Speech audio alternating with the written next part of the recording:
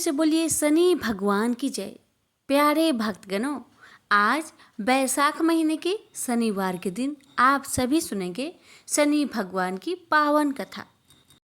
सनातन धर्म में 9 ग्रहों में न्यायाधीश की भूमिका निभाने वाले शनिदेव पर बहुत सारे वृत्तांत पाए जाते हैं, परंतु शनिदेव के गुरु भगवान शिव जी के द्वारा ही शनिदेव को 9 ग्रहों का स्वामी होने का भी आशीर्वाद प्राप्त है।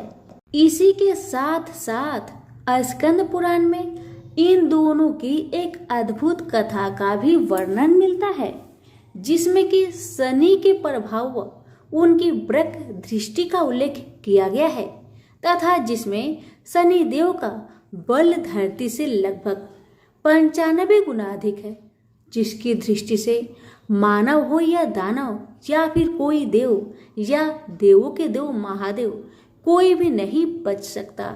ऐसा माना जाता है कि 9 ग्रहों में सबसे धीमी गति से चलने वाले शनि न्यायप्रिय देव है। यह केवल उन्हीं को परेशान करते हैं जिनके कर्म बुरे होते हैं। अब सुनिए कथा। एक पौराणिक कथा के अनुसार एक बार शनिदेव भगवान शिव जी के पास कैलाश पर्वत पर पहुंचे। शिव जी को प्रणाम करके उन्हें ज्ञात करवाया कि प्रभु, कल से मैं आपकी राशि में आने वाला हूं और मेरी वक्र दृष्टि आप पर पड़ने वाली है। शनिदेव की बात सुनकर भगवान अवाक रह गए और मंद मंद मुस्कुराकर कहने लगे, हे शनिदेव, आपकी वक्र दृष्टि कितने समय तक मुझ पर रहेगी? तब शनिदेव ने कहा कि प्रभु, कल 1.15 पहर के लिए ही आप पर मेरी वक्र दृष्टि रहेगी। यह सुनकर भगवान भोलेनाथ शनिदेव की वक्र दृष्टि से बचने का उपाय सोचने में लग गए और अगले ही दिन वे धरती लोक पर पधारे और एक हाथी का रूप धारण कर लिया ताकि शनिदेव की वक्र दृष्टि से बचा जा सके।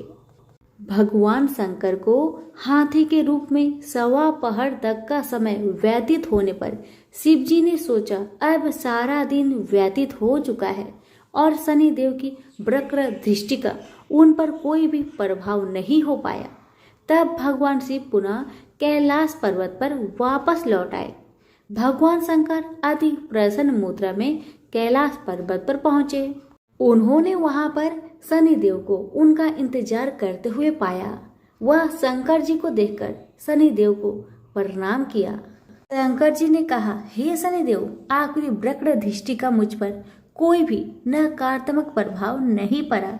यह सुनकर शनिदेव मुस्कुराए और कहा कि मेरी वक्र दृष्टि से कोई भी नहीं बच सकता, चाहे कोई भी क्यों न हो। तब शनिदेव ने कहा, हे प्रभु, हे महादेव, मेरी ही दृष्टि के प्रभाव से आपको तो 1.15 पहर के लिए देव योनि को त्याग कर पशु योनि में जाना पड़ा था।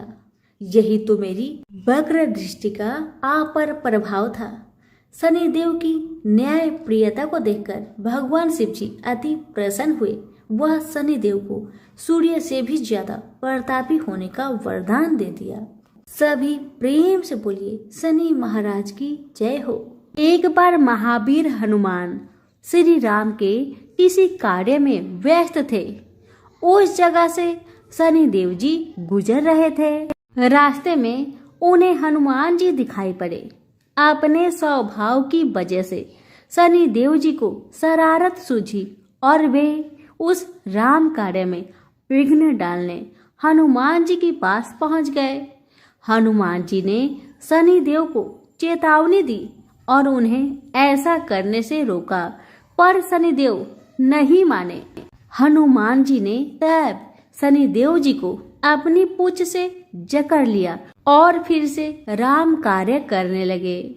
कार्य के दौरान वे इधर उधर चहलकदमी भी कर रहे थे, अतः शनिदेव जी को बहुत सारी चोट आई। शनिदेव ने बहुत प्रयास किए पर हनुमान जी की कैद से खुद को छुड़ा नहीं पाए। उन्होंने विनती की पर हनुमान जी अपने कार्य में खोए थे। जब राम जी का कार्य खत्म हुआ तब उन्हें शनिदेव जी का ख्याल आया और तब उन्होंने शनिदेव को आजाद किया। शनिदेव जी को अपनी भूल का एहसास हुआ और उन्होंने हनुमान जी से माफी मांगी कि वे कभी भी राम और हनुमान जी के कार्य में कोई विघ्न नहीं डालेंगे और श्री राम और हनुमान जी के भक्तों को उनका विशेष आशीष प्राप्त होगा। तो प्रेम से बोलिए श्री राम की जय, पवन पुत्र हनुमान की जय, शनिदेव की जय। अब आइए सुनते हैं शनि भगवान की तीसरी कहानी और यह कहानी है अहंकारी रावण और शनि भगवान की। एक कथा के अनुसार अहंकारी लंकापति रावण ने शनिदेव जी को कैद कर लिया और उन्हें लंका में एक जेल में डाल दिया। जब तक हनुमान जी लंका नहीं पहुंचे तब तक शनिदेव उसी जेल में कैद रहे। जब हनुमान सीता मैया की खोज में लंका में आए तब माँ जानकी को खोजते खोजते उन्हें भगवान शनिदेव जेल में कैद मिले। हनुमान जी ने तब शनि भगवान को आजाद करवाया। आजादी के बाद उन्होंने हनुमान जी को धन्यवाद दिया और उनके भक्तों पर विशेष कृपा बनाए रखने का वचन दिया। प्रेम से बोलिए पवन पुत्र हनुमान की जय, शनि भगवान की जय। अब आइए सुनते हैं चौथी कथा। चौथी कथा है शनि भगवान और भोलेनाथ की। भगवान भोलेनाथ पर शनि देव की वक्र दृष्टि को लेकर एक पौराणिक कथा प्रचलित है। कथा के अनुसार एक बार शनिदेव अपने आराध्य भोलेनाथ के दर्शन के लिए कैलाश पर्वत पर पहुंचे थे। उन्होंने भगवान भोले को प्रणाम कर पहले उनसे आशीर्वाद लिया। फिर शनिदेव ने भगवान शिव को विनम्र भाव से बताया कि कल आपकी राशि में मेरी वक्र दृष्टि पड़ने वाली है। इस पर भोलेनाथ आश्चर्यचकित हुए और पूछा कि कितने वक्त के लिए शनिदेव की दृष्टि उनकी राशि में रहेगी। इस पर शनिदेव ने सवा पहर तक ऐसा रहने की बात कही। शनिदेव की बात सुनकर भगवान भोलेनाथ उनकी कुदृष्टि से बचने का उपाय सोचने लगे और अगले दिन वे कैलाश पर्वत से पृथ्वी पर आ गए। इस दौरान उन्होंने वक्र दृष्टि से बचने के लिए हाथी का रूप धर लिया। सूर्यास्त के बाद जब वक्र दृष्टि का पहर बीत गया तो शिव जी दोबारा अपने वास्तविक रूप में आ गए और प्रसन्न होकर कैलाश पर्वत पर लौट गए। जब शिव जी कैलाश पर्वत पर पहुंचे तो वहां पहले से ही शनि भगवान विराजमान थे। इस पर शिव जी ने शनि देव को देखकर कहा कि आपकी वक्र दृष्टि का मुझ पर कोई असर नहीं पड़ा। इस पर शनि देव ने प्रभु से क्षमा मांगते हुए कहा कि मेरी वक्र दृष्टि के कारण आपको देव योनि से पशु योनि में पृथ्वी लोक पर इतने वक्त तक वास करना पड़ा। शनि देव की यही बात सुनकर भगवान भोलेनाथ मुस्कुरा दिए और उन्हें अपना आशीर्वाद दिया। तो प्रेम से बोलिए भोलेनाथ की जय, शनि भगवान की जय। ब्रह्मा वैवर्त पुराण के अनुसार शिवलोक में भगवान शंकर और माता पार्वती के छोटे पुत्र गणेश का जन्म उत्सव धूमधाम से मनाया जा रहा था। सभी देवी देवता गणपति को आशीर्वाद देने कैलाश पर्वत पहुंचे थे। न्याय के देवता शनि देव भी इस उत्सव में शामिल हुए, लेकिन वो अपना शीश नीचे झुकाकर खड़े थे। उन्होंने बालक गणेश को देखा नहीं तो माँ पार्वती को हैरानी हुई। तब माता पार्वती ने शनि देव से सिर झुकाकर खड़े होने और बाल गणेश को न देखने की वजह पूछी। शनि देव ने माता को बताया कि उनकी दृष्टि से गजानन को हानि पहुंच सकती है। माँ पार्वती के आग्रह पर शनि देव गणपति को देखने पर मजबूर हो गए। जैसे ही शनि देव की नजर विघ्नहर्ता पर पड़ी, उनका सिर धड़ से अलग होकर आकाश में उड़ गया। यह देखकर पार्वती जी बेसुध हो गई। भगवान विष्णु देवी पार्वती को इस आघात से बाहर निकालने के लिए गरुड़ पर सवार होकर उत्तर दिशा में निकल पड़े सिर की खोज में। श्री हरि हाथी का सिर लेकर कैलाश पर्वत पर लौटे और फिर गणपति को हाथी का मस्तक लगाया गया। इस तरह भगवान गणेश को दोबारा जीवन मिला। तो प्रेम से बोलिए शनि भगवान की जय, गणेश देवता की जय हो। एक ब्राह्मण को सपने में नीली घोड़ी पर नीले कपड़े पहने एक आदमी दिखाई देता है और कहता है, हे ब्राह्मण देवता, मैं तेरे लगूंगा। ब्राह्मण घबरा कर उठ गया। अगले दिन यही सपना उसे फिर आता है। यह सपना उसे रोज आने लगा। वह परेशान हो गया और चिंता के मारे दुबला होने लगा। उसकी पत्नी ने कारण पूछा तो उसने सपने के बारे में बताया। ब्राह्मणी बोली, वे अवश्य ही शनि महाराज होंगे। अब की बार देखे तो कहना लग जाओ, पर सवा पहर से ज्यादा मत लगना। उस दिन सपना आने पर ब्राह्मण ने कहा, लग जाओ, पर कितने समय के लिए लगोगे? शनि जी बोले, 7.5 वर्ष का लगूंगा। ब्राह्मण ने कहा, क्षमा करे शनि जी, इतना भारी तो मुझसे झेला नहीं जाएगा। तब शनि जी बोले, तो 5 वर्ष का लग जाऊंगा। ब्राह्मण बोला, यह भी मेरे लिए ज्यादा है। शनि जी बोले, 2.5 साल का लग जाओ। ब्राह्मण ने मना किया तो शनि जी कहने लगे, सवा पहर का तो लगूंगा ही, इतना तो कोढ़ी कलंगी भिखारी के भी लग जाता हूँ। तब ब्राह्मण ने कहा, ठीक है। ब्राह्मण को सवा पहर की शनि की दशा लग गई। ब्राह्मण ने नींद से जाकर ब्राह्मणी से कहा, मेरी सवा पहर शनि की दशा लग गई है, इसलिए मैं जंगल में जाकर यह समय बिताऊंगा। मेरे लिए खाने पीने का सामान बांध दे। मेरे पीछे से किसी से लड़ाई झगड़ा ना हो, इसका ध्यान रखना। ज्यादातर घर में ही रहना, बच्चों का भी ध्यान रखना। इस सवा पहर के समय में कोई गाली भी दे तो चुपचाप सुन लेना, बहस मत करना। यह सब समझाकर ब्राह्मण जंगल में चला गया। जंगल में ब्राह्मण एक पीपल के पेड़ के नीचे बैठ गया और हनुमान जी का पाठ करने लगा। एक पहर बीत गया। ब्राह्मण ने सोचा बाकी बचा समय रास्ते में बीत जाएगा, इसलिए वहां से चल दिया। रास्ते में एक बाड़ी में मतीरे लगे देखे। माली से एक मतीरा खरीदा, पोटली में बांधा और आगे बढ़ा। आगे एक आदमी मिला जो असल में शनिदेव थे। ब्राह्मण से पूछा, पोटली में क्या है?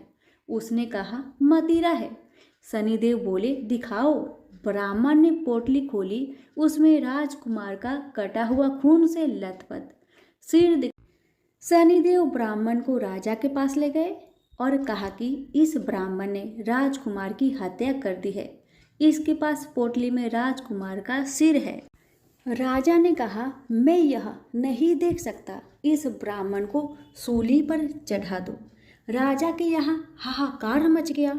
ब्राह्मण को सूली पर चढ़ाने से पहले पूछा गया कि उसकी कोई आखिरी इच्छा हो तो बताए।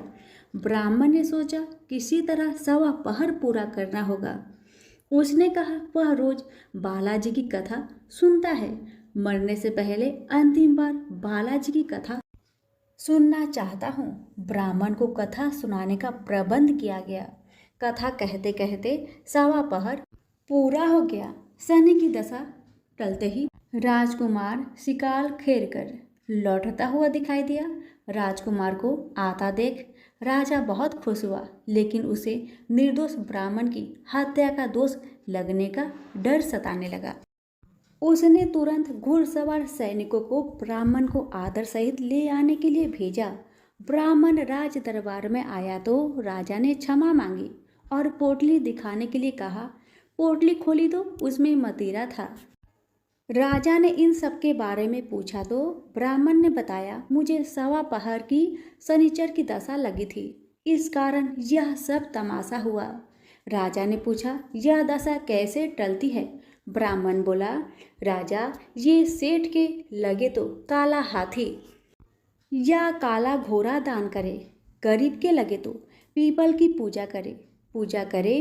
तब बोले, साचा शनिचर कहिए, जाके पाओ सदा ही पढ़िए। शनि की कहानी सुने, तिल का तेल और काला उड़द दान करे, काले कुत्ते को तेल से चूपर कर रोटी खिलाए तो शनिचर की दशा उतर जाती है। राजा ने उसे मदिरा वापस दे दिया। घर आकर ब्राह्मण ने मदिरा काटा तो उसके बीज की जगह हीरे मोती निकले। ब्राह्मणी ने पूछा, यह कहाँ से लाए? आप तो कह रहे थे शनि की दशा लगी है। ब्राह्मण ने कहा, जब दशा लगी थी तो यही मदिरा राजकुमार का सिर बन गया था। उतरती दशा के शनि जी निहाल कर गए। हे शनि देवता, जैसे ब्राह्मण के शनि की दशा लगी वैसे किसी के ना लगे। निहाल सबको करे। प्रेम से बोलिए, शनि महाराज की जय हो। एक समय स्वर्गलोक में सबसे बड़ा कौन कि प्रश्न पर 9 ग्रह में वाद विवाद हो गया। विवाद इतना बढ़ा कि परस्पर भयंकर युद्ध की स्थिति बन गई। निर्णय के लिए सभी देवता देवराज इंद्र के पास पहुंचे और बोले, हे देवराज, आपको निर्णय करना होगा कि हम में से सबसे बड़ा कौन है। देवताओं का प्रश्न सुनकर देवराज इंद्र उलझन में पड़ गए। इंद्र बोले, मैं इस प्रश्न का उत्तर देने में असमर्थ हूँ। हम सभी पृथ्वी लोक में उज्जैनी नगरी में राजा विक्रम आदित्य के पास चलते हैं। देवराज इंद्र सहित सभी ग्रह उज्जैनी नगरी पहुँचे। महल में पहुंचकर जब देवताओं ने उनसे अपना प्रश्न पूछा तो राजा विक्रमादित्य भी कुछ देर के लिए परेशान हो उठे, क्योंकि सभी देवता अपनी अपनी शक्तियों के कारण महान थे। किसी को भी छोटा या बड़ा कह देने से उनके क्रोध के प्रकोप से भयंकर हानि पहुंच सकती थी। अचानक राजा विक्रमादित्य को एक उपाय सूझा और उन्होंने विभिन्न धातुओं स्वर्ण, रजत, कांसा, तांबा, सीसा, रांगा, जस्ता, अबरक व लोहे के 9 आसन बनवाए। धातुओं के गुणों के अनुसार सभी आसनों को एक दूसरे के पीछे रखवाकर उन्होंने देवताओं को अपने अपने सिंहासन पर बैठने को कहा। देवताओं के बैठने के बाद राजा विक्रमादित्य ने कहा, आपका निर्णय तो स्वयं हो गया। जो सबसे पहले सिंहासन पर विराजमान है वही सबसे बड़ा है। राजा विक्रमादित्य के निर्णय को सुनकर शनि देवता ने सबसे पीछे आसन पर बैठने के कारण अपने को छोटा जानकर क्रोधित होकर कहा, राजा विक्रमादित्य, तुमने मुझे सबसे पीछे बैठाकर मेरा अपमान किया है। तुम मेरी शक्तियां से परिचित नहीं हो। मैं तुम्हारा सर्वनाश कर दूंगा। शनि देव ने कहा, सूर्य एक राशि पर 1 महीने, चंद्रमा 2.25 दिन, मंगल 1.5 महीने, बुध और शुक्र 1 महीने, बृहस्पति 13 महीने रहते हैं। लेकिन मैं किसी राशि पर 7.5 वर्ष 7.5 तक रहता हूँ। बड़े बड़े देवताओं को मैंने अपने प्रकोप से पीड़ित किया है। राम को 7.5 के कारण ही वन में जाकर रहना पड़ा और रावण को 7.5 के कारण ही युद्ध में मृत्यु का शिकार बनना पड़ा। राजा, अब तू भी मेरे प्रकोप से नहीं बच सकेगा। इसके बाद अन्य ग्रहों के देवता तो प्रसन्नता के साथ चले गए, परंतु शनिदेव बड़े क्रोध के साथ वहां से विदा हुए। राजा विक्रमादित्य पहले की तरह ही न्याय करते रहे। उनके राज्य में सभी स्त्री पुरुष बहुत आनंद से जीवन यापन कर रहे थे। शनिदेव अपना अपमान नहीं भूले। एक दिन राजा की परीक्षा लेने शनिदेव घोड़े के व्यापारी के रूप में राज्य पहुंचे। जब राजा विक्रम आदित्य को इस बात का पता चला तो उन्होंने अपने अश्वपाल को कुछ घोड़े खरीदने के लिए भेजा। घोड़े बहुत कीमती थे।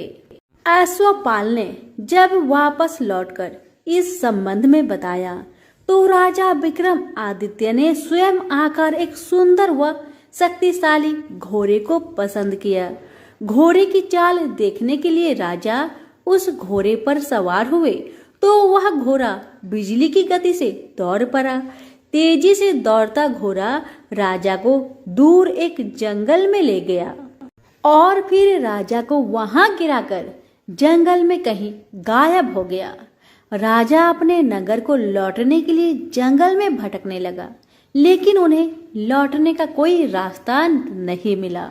राजा को भूख प्यास लगाई। बहुत घूमने पर उसे एक चारवाहा मिला। राजा ने उससे पानी मांगा। पानी पीकर राजा ने उस चारवाहे को अपनी अंगूठी दे दी। फिर उससे रास्ता पूछकर वह जंगल से निकलकर पास के नगर में पहुंचा। राजा ने एक सेठ की दुकान पर बैठकर कुछ देर आराम किया। उस सेठ ने राजा से बातचीत की तो राजा ने उसे बताया कि मैं उज्जैनी नगरी से आया हूँ। राजा के कुछ देर दुकान पर बैठने से सेठ जी की बहुत बिक्री हुई।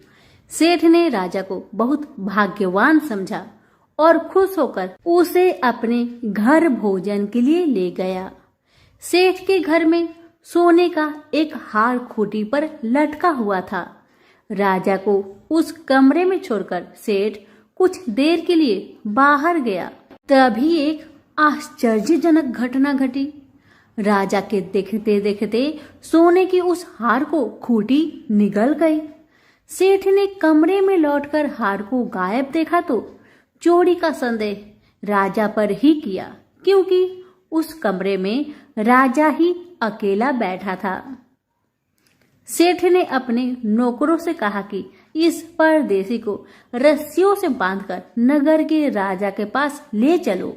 राजा ने विक्रम आदित्य से हार के बारे में पूछा तो उसने बताया कि उसके देखते ही देखते खूंटी ने हार को निगल लिया था। इस पर राजा ने क्रोधित होकर चोरी करने के अपराध में विक्रम आदित्य के हाथ पांव काटने का आदेश दे दिया। राजा विक्रम आदित्य के हाथ पांव काटकर उसे नगर की सड़क पर छोड़ दिया गया। कुछ दिन बाद एक तेली उसे उठाकर अपने घर ले गया और उसे अपने कोल्हू पर बैठा दिया। राजा आवाज देकर बैलों को हाँकता रहता। इस तरह तेली का बैल चलता रहा और राजा को भोजन मिलता रहा। शनि के प्रकोप की 7.5 पूरी होने पर वर्षा ऋतु प्रारंभ हुई। राजा विक्रम आदित्य एक रात मेघ मल्हार गा रहा था कि तभी नगर के राजा की लड़की राजकुमारी मोहिनी रथ पर सवार उस तेली के घर के पास से गुजरी। उसने मेघ मल्हार सुना तो उसे बहुत अच्छा लगा और दासी को भेजकर गाने वाले को बुला लाने को कहा। दासी ने लौटकर राजकुमारी को अपंग राजा के बारे में सब कुछ बता दिया। राजकुमारी उसके मेघ मल्हार से बहुत मोहित हुई, अतः उसने सब कुछ जानकर भी अपंग राजा से विवाह करने का निश्चय कर लिया। राजकुमारी ने अपने माता पिता से जब यह बात कही तो वह हैरान रह गए। रानी ने मोहिनी को समझाया, बेटी तेरे भाग्य में तो किसी राजा की रानी होना लिखा है, फिर तू उस अपंग से विवाह करके अपने पांव पर कुल्हाड़ी क्यों मार रही हो। राजकुमारी ने अपनी जिद नहीं छोड़ी। अपनी जिद पूरी कराने के लिए उसने भोजन करना छोड़ दिया और प्राण त्याग देने का निश्चय कर लिया। आखिर राजा रानी को बेबस होकर अपंग विक्रम आदित्य से राजकुमारी का विवाह करना पड़ा। विवाह के बाद राजा विक्रम आदित्य और राजकुमारी तेली के घर में रहने लगे। उसी रात स्वप्न में शनि देव ने राजा से कहा, राजा तुमने मेरा प्रकोप देख लिया। मैंने तुम्हें अपने अपमान का दंड दिया है। राजा ने शनि देव से क्षमा करने को कहा और प्रार्थना की, हे शनिदेव आपने जितना दुख मुझे दिया है अन्य किसी को न देना। शनिदेव ने कुछ सोचकर कहा, राजा मैं तुम्हारी प्रार्थना स्वीकार करता हूँ। जो कोई स्त्री पुरुष मेरी पूजा करेगा, शनिवार को व्रत करके मेरी व्रत कथा सुनेगा, उस पर मेरी अनुकंपा बनी रहेगी। प्रातःकाल राजा विक्रम आदित्य की नींद खुली तो अपने हाथ पांव देखकर राजा को बहुत खुशी हुई। उसने मन ही मन शनिदेव को प्रणाम किया। राजकुमारी भी राजा के हाथ पांव सही सलामत देखकर आश्चर्य में डूब गई।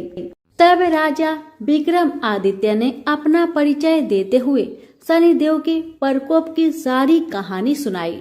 सेठ को जब इस बात का पता चला तो दौड़ता हुआ तेली के घर पहुंचा और राजा के चरणों में गिरकर क्षमा मांगने लगा। राजा ने उसे क्षमा कर दिया क्योंकि यह सब तो शनिदेव का प्रकोप के कारण ही हुआ था। सेठ राजा को अपने घर ले गया और उसे भोजन कराया। भोजन करते समय वहां एक आश्चर्यजनक घटना घटी। सबके देखते देखते उस खूंटी ने हार उगल दिया। सेठ जी ने अपनी बेटी का विवाह भी राजा के साथ कर दिया और बहुत से स्वर्ण आभूषण धन आदि देकर राजा को विदा किया। राजा विक्रमादित्य राजकुमारी मोहिनी और सेठ की बेटी के साथ उज्जैनी पहुंचे तो नगर वासियों ने हर्ष से उनका स्वागत किया। अगले दिन राजा विक्रमादित्य ने पूरे राज्य में घोषणा कराई कि शनिदेव सब देवों में सर्वश्रेष्ठ है। प्रत्येक स्त्री पुरुष शनिवार को उनका व्रत करे और व्रत कथा अवश्य सुने। राजा विक्रमादित्य की घोषणा से शनिदेव बहुत प्रसन्न हुए। शनिवार का व्रत करने और व्रत कथा सुनने के कारण सभी लोग की मनोकामनाएं शनिदेव की अनुकंपा से पूरी होने लगी। सभी लोग आनंद पूर्वक रहने लगे। तो प्रेम से बोलिए शनि भगवान की जय हो।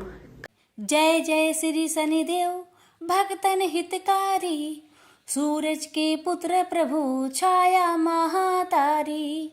सूरज के पुत्र प्रभु छाया महातारी। जय जय श्री शनिदेव, जय जय श्री शनिदेव। श्याम अंक वक्र दृष्टि चतुर्भुजाधारी, नीलांबर धारनाथ गज की आसवाड़ी। जय जय जय श्री शनिदेव, जय जय जय श्री शनिदेव। क्रीट मुकुट शीस रजित दीपक है लीलाड़ी, मुक्तन की माला गले शोभित बलिहारी। जय जय श्री शनिदेव, जय जय जय श्री शनिदेव। मोदक मिष्टान पान चढ़त है सुपारी, लोहा तेल तेल उड़द महिषी अति प्यारी। लोहा तेल तेल उड़द महिषी अति प्यारी। जय जय श्री शनिदेव, जय जय श्री शनिदेव। देव तनुज ऋषि मुनि सुमरिन नर नारी, विश्वनाथ धरत ध्यान शरण है तुम्हारी। विश्वनाथ धरत ध्यान शरण है तुम्हारी। जय जय श्री शनिदेव, जय जय श्री शनिदेव। प्रेम से बोलिए शनि भगवान की जय।